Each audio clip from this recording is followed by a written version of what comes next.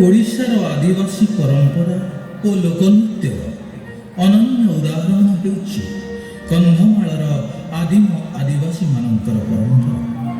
ଆଦିବାସୀମାନଙ୍କର ପୂର୍ବପୁରୁଷ ବାସ କରି ଆସୁଥିଲେ ଯାଯାବର ରୂପେ।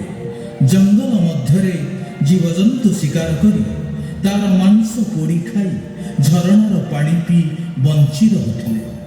ସେମାନଙ୍କ ଚାଷବାସ ନିମନ୍ତେ ବର୍ଷାର ଆବଶ୍ୟକତା ହେତୁ ଧରଣୀ ମାଆକୁ ସନ୍ତୁଷ୍ଟ କରିବା ନିମନ୍ତେ ପୋଡ଼ବଳିର ଆୟୋଜନ କରୁଥିଲେ।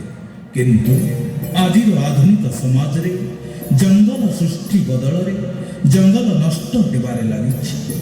ବର୍ଷା କରାଇବାକୁ ବା ଏ ପ୍ରକୃତିକୁ ବଞ୍ଚାଇବାକୁ ହେଲେ ବୃକ୍ଷରୋପଣ ଅତ୍ୟନ୍ତ ଜରୁରୀ।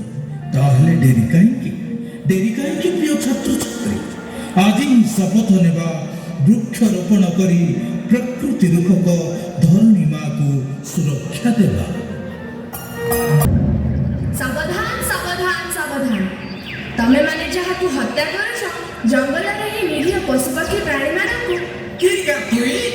ମୁଁ ତମ ଧରଣୀ ପେଟ କହୁଛି। ଆଜି ଏହି ନିରୀହ ପଶୁ ପକ୍ଷୀ ପ୍ରାଣୀମାନଙ୍କ ପାଇଁ ଏହି ଜଙ୍ଗଲ ସୁରକ୍ଷିତ ଅଛି। ସେମାନେ ବଞ୍ଚି ରହିଲେ ଏହି ଜଙ୍ଗଲ ରହିବ, ଆଉ ଜଙ୍ଗଲ ରହିଲେ ତମେମାନେ ବଞ୍ଚିବ।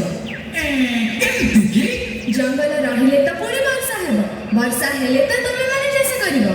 ଠିକ କଥା ତ, ଆରେ ଠିକ କଥା। ଜଙ୍ଗଲ ରହିଲେ ତ ବର୍ଷା ହେବ, ବର୍ଷା ହେଲେ ତ ଆମେ